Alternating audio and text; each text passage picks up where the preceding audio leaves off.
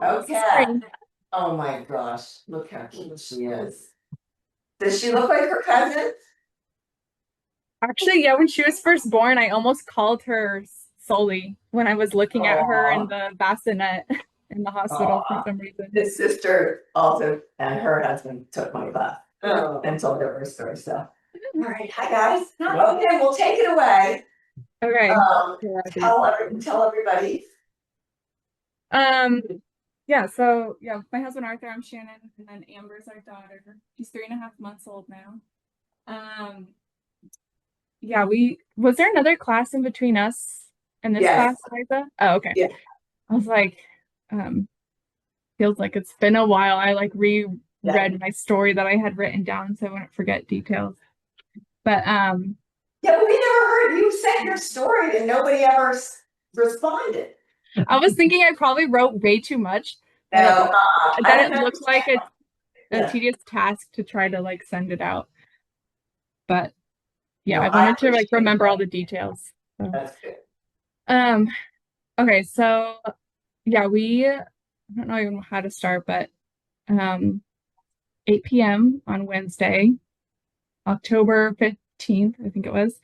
I was eating mac and cheese, and I think that's what started my labor because I like got chills while I was eating it, and I said to Arthur, I was like, this mac and cheese tastes so good. I think it's gonna set me into labor. And then maybe like an hour or two later, all of a sudden I felt like my contract or I was getting some Braxton Hicks like weeks prior, but this one felt different, like a little bit uncomfortable. The other ones had like no pain. And so this one was like different.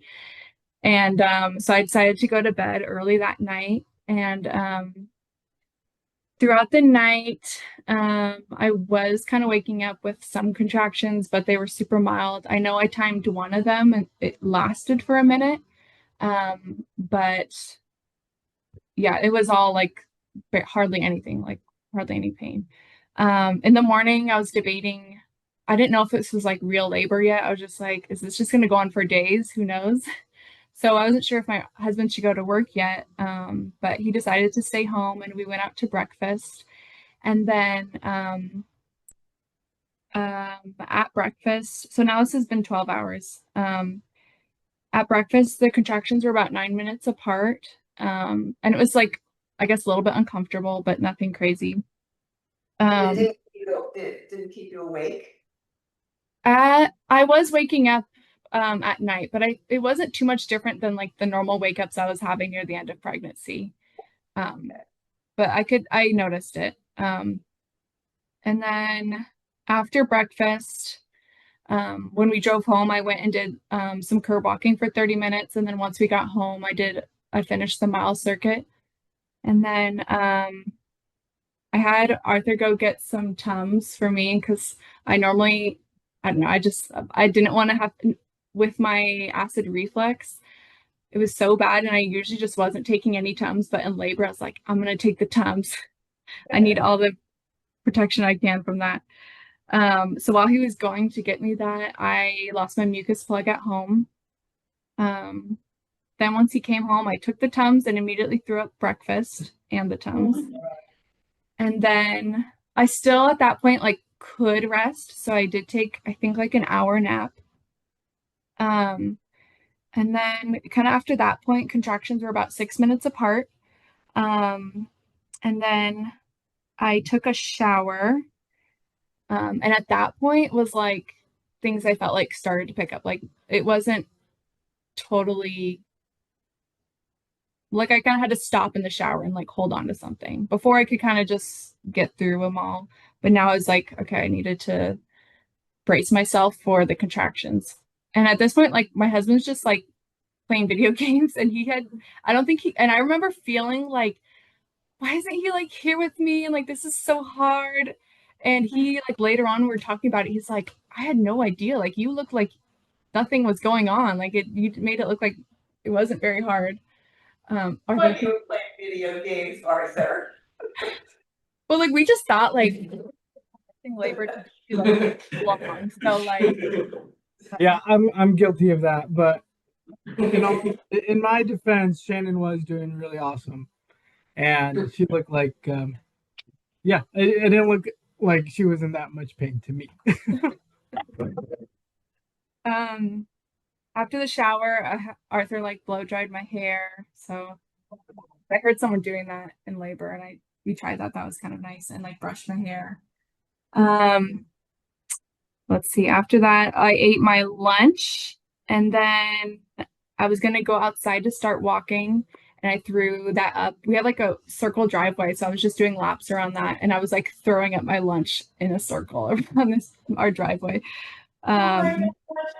That's like, but that was, so things were definitely picking up, and that was when I felt the best. Like any like positions I was practicing to do at home, like nothing felt good, but walking was the best thing for me.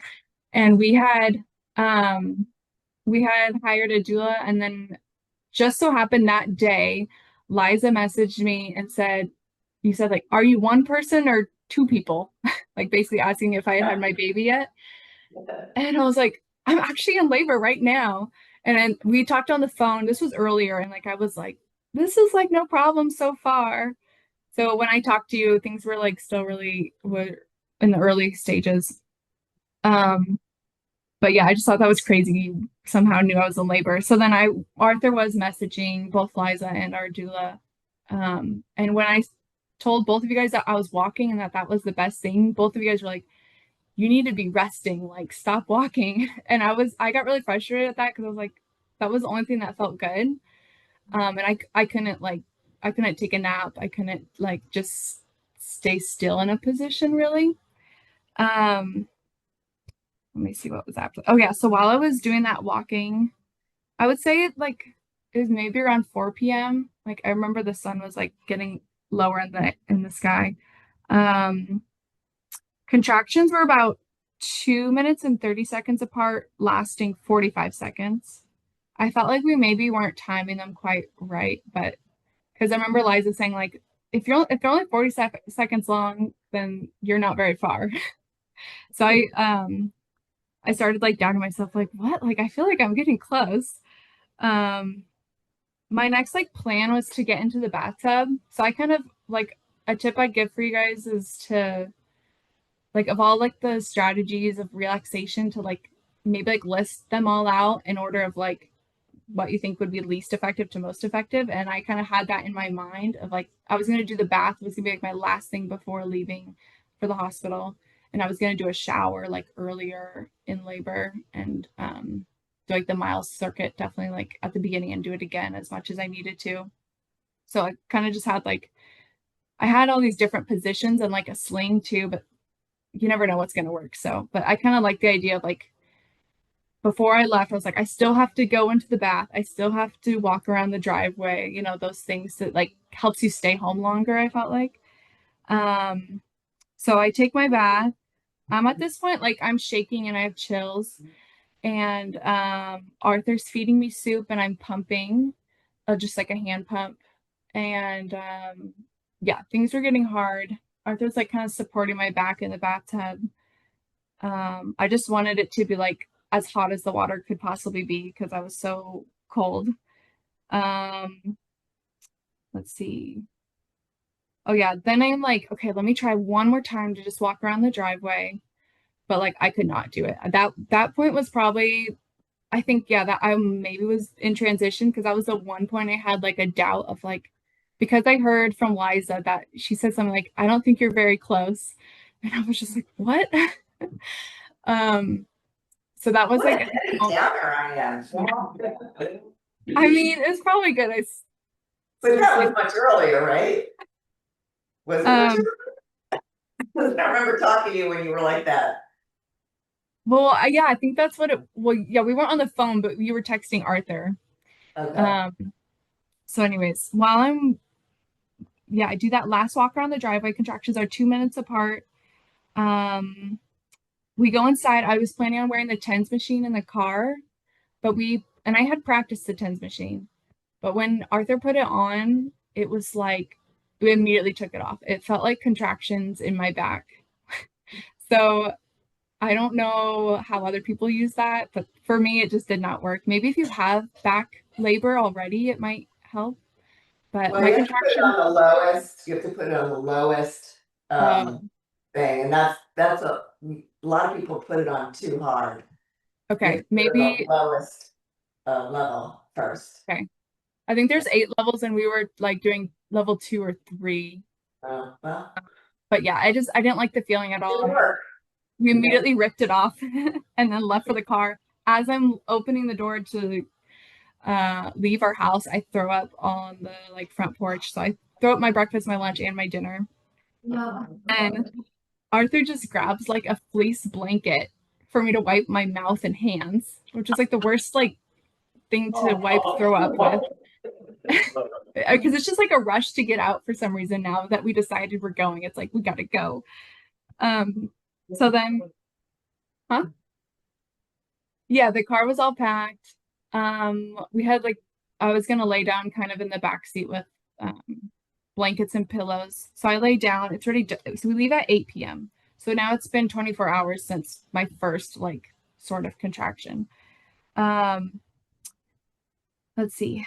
Car ride was awesome. I want to talk about the car ride being awful, but for me it was great. I don't know why. I think like labor just slowed down. And I say to Arthur, I'm like, I feel so good. And then that was the first time like I'm closing my eyes and I was like visualizing the baby and kind of saying like birth affirmations to myself. I don't know why, but like, yeah, Arthur and I, he wasn't saying that to me yet, or I wasn't thinking any of those things yet. And so I thought to myself, that was why I was feeling good.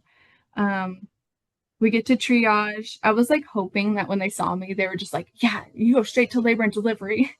But no, I still had to just like, I waited in this little triage waiting room and there was other people all standing there. And I just like am hunched over the chair and swaying my butt in their face. And I was just like, my eyes are closed and I'm just like moaning. And I was I can't remember what sharp, hospital. sharp. So you're a cop, right? I what? You're a cop, right? Yes. Yeah. And he did come in time. I had like one of my best friends who just had a baby a few days before us. She said that Dr. Cobb was off that day, and so I was all worried like he needs to come. And he did. So let's see. Okay, in triage, they asked me if I will take a urine sample.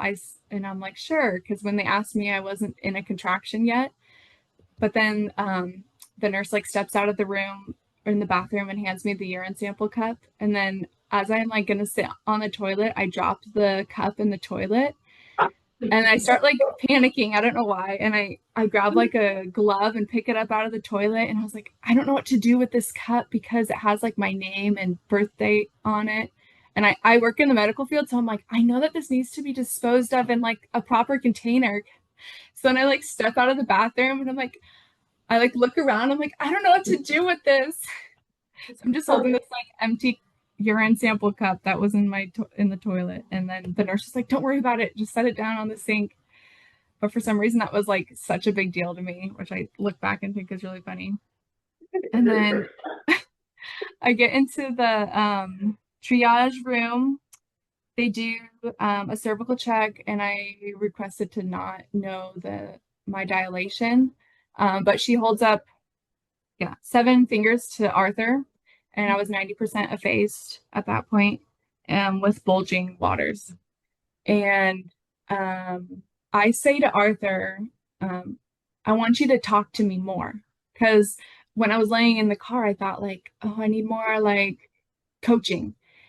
But what Arthur heard me say was, I don't want you to talk to me anymore. And we don't find out about this miscommunication until after labor. So thankfully my doula comes at pretty much that right moment. So she's just like the one who's coaching me and talking to me, but Arthur's just staying silent. And I didn't know why. But I had like specifically wanted him to talk to me more. So it was really funny though that happened. Yeah. Let's see. I take the wheelchair up to labor and delivery, and that like I remember just closing my eyes and feeling like the breeze as like I'm going down the hall, and I was just thinking I'm going so fast down this hall, but I'm just normal speed with my eyes closed. It just felt like so fast. Let's see. Oh, I remember walking into the L&D room and just looking at the bed and being like, I have no idea what to do. Like, I don't, like, how am I supposed to just sit in this bed? Or like, what? Like, I just had no idea. Like, I couldn't get into any good position. They tried, like, I hunched over the yoga ball in the bed, kind of did that. For the most part, I was just hands and knees on the bed, and I was putting my head into the pillow. At one point, I kind of sit on the edge of the bed and I like lean onto Arthur, and that's when my water breaks during that point. And then she does another check because my water had broken, and she didn't tell me, I just know these numbers from afterwards, but I was 9.5 centimeters, and she says don't push or anything. But then I think it was like I like say to her, like, I'm pushing, and she's like, okay, let me check you. And yeah, then she says don't push. And then I wasn't talking a whole lot in labor, and I was still like continuing to push, but not trying to push, but my body was still just pushing basically. And then I don't know how much time passes, but the nurse asks, let me know if you're pushing or if you feel the urge to push. And I was like, I have been pushing. And she's like, what? So I think I was just kind of pushing for a while before I was really supposed to. Again, eventually she checks me and I'm 10 centimeters and she says, you can go ahead and push. And so then I'm doing like the actual, like real bearing down. Before it was just like an involuntary, like halfway pushing, I guess. You're listening to your body. Yeah. Let's see. I ended up pushing for 40 minutes, like the official pushing. Arthur said like I was like fully turning like purple and blue, and I was like going on oxygen in between my contractions. They told me to try to do 3 pushes within a contraction. I feel like I was usually doing 2 though. And at first I was trying to exhale with the push. And the nurse, and they were just like, that's not very effective. You need to be holding your breath. And for some reason, that was really hard for me to do. I kept like wanting to exhale with the push. So like on and off, I was holding my breath versus exhaling on the push. But let's see. Okay, yeah. So I was hands and knees for most of labor. And then kind of near the end, I was like, I think my hamstrings are going to cramp. So then they're like, okay, get up. And I'm already probably crowning now. So then they're like, okay, get on your side. And then right when I get on my side, I'm like, my hip's gonna cramp. So like mid contraction, I get out, like I hate that position so much. I like tend to get cramps in my right hip always. So that was awful feeling. I end up sitting there's like the dropout part of the bottom of the bed. So I end up like sitting at the edge of that part. And like I'm like supporting myself with my hands. And yeah, pretty soon after I get into that position, I push her out. And I think I end up, because I'm pushing in that position, I think I ended up bruising my tailbone because I kind of had like a numb butt cheeks for like the next month. And I think, yeah, Dr. Cobb said he thinks that was from pushing on that position, even though I was hardly in that position. It was just at the very end. Let's see. Oh, near the end. So my contractions were like 90 seconds apart by the time I was pushing. Near the end, I was not having the urge to push, which was really weird because they were all expecting, like the way my doula was sort of coaching me, she was predicting when the contraction was going to come and was like, okay, Shannon, like get ready for it. And I was just like, okay, like it's not really happening yet. And then like as she like Amber's probably already crowning, and I don't know how far she's quite out, but I felt like I needed to just push because I didn't think she was like supposed to just stay in the birth canal for too long. So at the end, I felt like I was just telling myself to push rather than that, like listening to my body, listening or just pushing with the contractions. Because at the end, I just for some reason wasn't feeling the contraction anymore. Maybe it was still happening, but and then at midnight at 12:13 was when she was born. I felt the way like Dr. Cobb. I think if he wasn't as hands-on, I think I would have felt like the ring of fire more, but all the way at the end, it was just like a very quick like pressure that I felt. I believe like the nurse put like a pressure above the like on top, and then he was putting pressure on my perineum and with one hand and then pulling Amber's head out. So I can tell you he did not pull her head out. okay. They did not pull baby down. You There pushed was your baby out. okay. The pressure that he put against me was so shocking to me. And like I felt like I wasn't feeling her come out. It was just this like I don't know. It wasn't painful almost. It was just like what I said the moment she came out was that was insane. That's like that was the first thing I said was like that was insane. I was just so like shocked at I don't know that sensation. And then I ended up having a 2nd-degree tear, and Dr. Cobb stitched me for 30 minutes. It felt like a really long time. I think that maybe like the tear was like a complicated in some way, because even my doula thought that it seemed like a long time, because like my golden hour was with was still a lot of people in the room, so okay, so total I labored at the hospital for 3.5 hours, which I was so happy with. I know I was like the main thing is just staying home as long as you can. I remember that like I felt like I never even looked at Arthur. Right after Amber was born, I just looked at him. I was like, I don't think I looked at you this whole time. My eyes were just closed, or I'd like focused on something on the ceiling.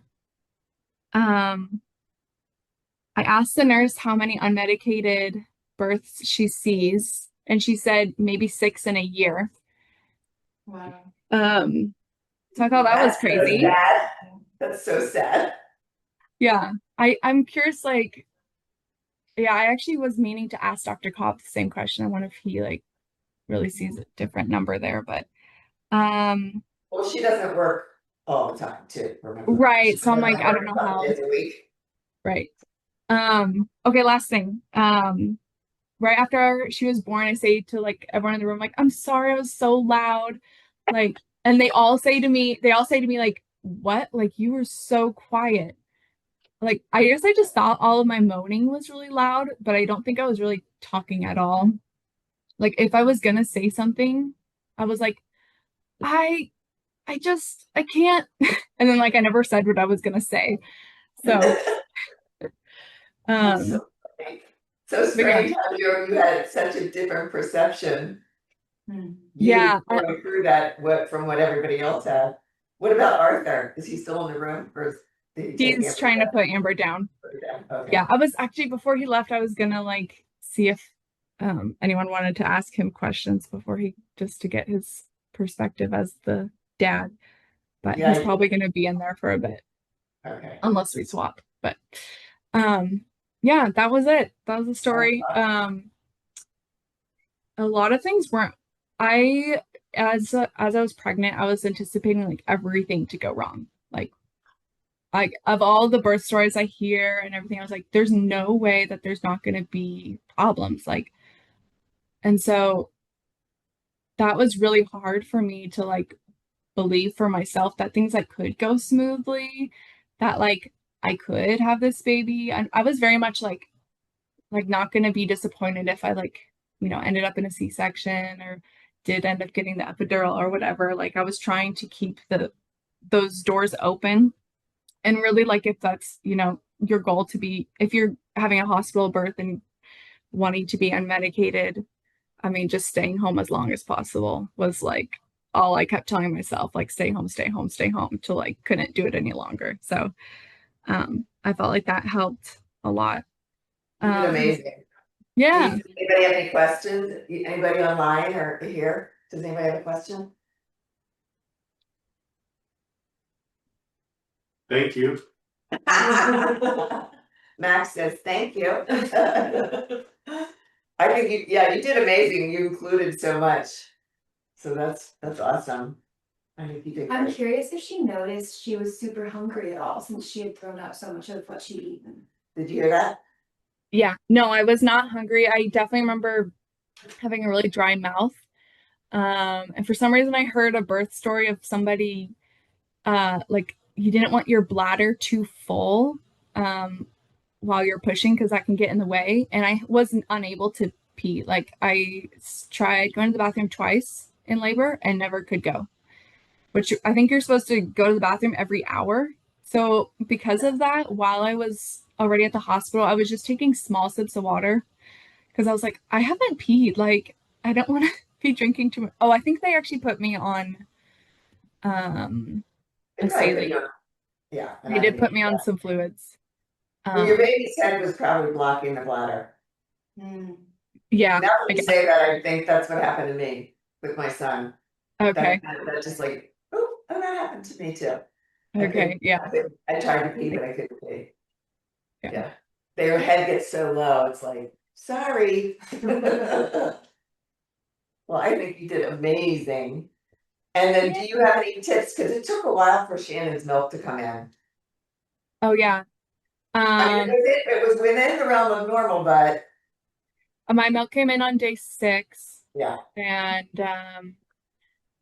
my postpartum experience has been very hard, actually. I think about I've had moments where I'm like, I'd rather be in labor, which is crazy to say. But yeah, for milk cup, I would recommend before you leave the hospital, make a lactation appointment at like, or Liza, you can maybe comment. I think like maybe at like a week postpartum or a week, yeah. Just like get that appointment. While you're, if you can make an appointment before you even leave the hospital. Yeah. I hadn't like heard of people doing that, but I wish, yeah, I think that's like a great idea. I don't care who you are, everyone needs like some appointment, like even whatever they show you in the hospital for breastfeeding is like, things are so new. Like you need someone to look at your latch later on because I did like that. I saw my lactation consultant at like 6 weeks also, but I wish I saw someone even in between there because I felt like I already got into like bad habits with our latch. And like, I don't know, I think it's like good to just see someone like go to the breastfeeding like a week or two postpartum. If you want to see pelvic floor PT, I heard that like the referral to get that takes, I still haven't gotten my referral back and I requested it at my 6 weeks postpartum appointment. So I'm ending up just like going to somebody that is like doesn't take insurance and I'm just paying out of pocket and gonna do like a super bill after. So maybe like at the hospital, request PT, lactation, and before you leave, you need to make your pediatrician appointment, which I also messed that up because Amber was born late Thursday night, and then I didn't make the appointment on Friday, and then it's the weekend, and I needed to see the pediatrician when my baby's 3 days old, 4 days old, because she had borderline jaundice. So, anyways, because of like the timing with the weekend, I got messed up with that too. So yeah, just like make those appointments in the hospital, even though things are like hectic. Yeah, no, that's really, it's good. It's overwhelming, but yeah, I remember talking to you and saying, yeah, you need to go see somebody now. Remember you didn't you go to the Sharp clinic? I told you to go to the clinic and that was, yeah, we won't go into all that stuff right now. But yeah. So, apart from lactation appointment, what is PT? Oh, physical therapy. Okay. Yeah, pelvic floor physical therapy. They're taking notes, Shannon. Good. I'm like at my. Well, you guys did great. I don't want to keep you any longer. You need to go help with bedtime. Okay. I had one more thing. One tip. Go ahead. Let's see. Okay, last thing. I wish that I sat. If you guys have a doula, or if it's just gonna be your husband, like maybe like think about what phrases you want to hear in labor and what like visualization.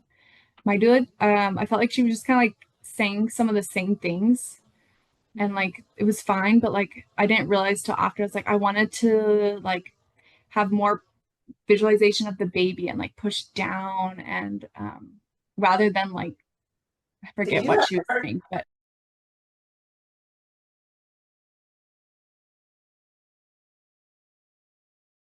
Did you have Ariel? mhm, Yeah, Yeah. well, she's not really a certified doula. She's I know, part- but she's like part- just but talk with like think about like spend time Yeah, thinking that's about what good. you it's hard to know what you're gonna want to hear, but Yeah. like if your husband can at least like have a few different phrases to like pull out of his pocket to say to you, I feel like that would help. Yeah, Thank you. You guys Yes. got this. she's But beautiful. just like I feel like you need to be thinking of all the different ways things could go, but at the same time, like believing for yourself that like things can go right and smooth, and you can have a healthy baby and be a healthy mom, and like it the birth that you envision can happen. Most likely, it's going to be a little bit different, but like, yeah, I think just Well, you did great. keeping that open. So Proud of you. thank Yay. you. I'm sorry Arthur had to put the baby to bed. I miss talking to him, but say hi for me and I will. thank you so much for your time. I Okay. appreciate Yeah. it. Thank you. Okay, take care. Yeah. Bye.